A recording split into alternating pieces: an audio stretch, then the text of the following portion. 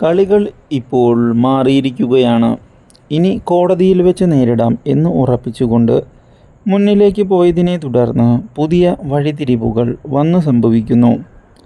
എന്ത് തെളിവുകളാണ് ഇനി കോടതിയിൽ ഹാജരാക്കേണ്ടത് എന്ന് ആലോചിക്കുകയാണ് ഇപ്പോൾ നീതമോളുടെ എതിരാളികൾ. നമ്മൾ വിചാരിച്ചതുപോലെ കാര്യങ്ങൾ നടന്നില്ലെങ്കിൽ വലിയ തിരിച്ചടി തന്നെ ഉണ്ടാകും. പോലീസിനെ ഉപയോഗിച്ചുകൊണ്ട് നമ്മളെ തിരിച്ചടിക്കാൻ ശ്രമിച്ചവർക്ക് നല്ലൊരു തിരിച്ചടി നമ്മൾ കൊടുക്കണം എന്നാണ് എനിക്ക് പറയാനുള്ളത്. അതെ, അതിനുവേണ്ടി നല്ല നീക്കങ്ങളാണ് ഇനി നമ്മൾ മുന്നിലേക്ക് കൊണ്ടുപോകേണ്ടത്.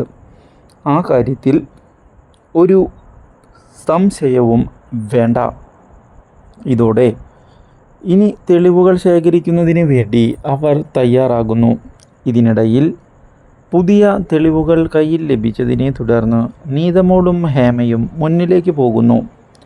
മാത്രവുമല്ല, അവരെ ഞെട്ടിച്ചുകൊണ്ട് ഇപ്പോൾ മുന്നിലേക്ക് കടന്ന് വന്നിരിക്കുകയാണ് സൂരജ്.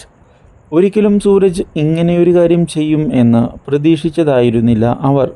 അതുകൊണ്ട് തന്നെ ഇനി എന്താണ് ചെയ്യേണ്ടത് എന്ന് ആലോചിക്കുകയാണ് ഇപ്പോൾ സാന്ദ്ര. സൂരജ് തൻ്റെ കൈവിട്ടു പോയിരിക്കുന്നു. താൻ പറയുന്നത് കേൾക്കാൻ പോലും അവൻ തയ്യാറാകുന്നില്ല. ഇതിനെല്ലാം കാരണക്കാരിയായ ആ നീതയെ ഒതുക്കണമെന്ന് ഉറപ്പിക്കുന്ന അവൾ ശത്രുപക്ഷത്തേക്ക് പോയിരിക്കുകയാണ് ഇപ്പോൾ. കൂടുതൽ അപ്ഡേറ്റ്സിന് ചാനൽ സബ്സ്ക്രൈബ് ചെയ്യുക.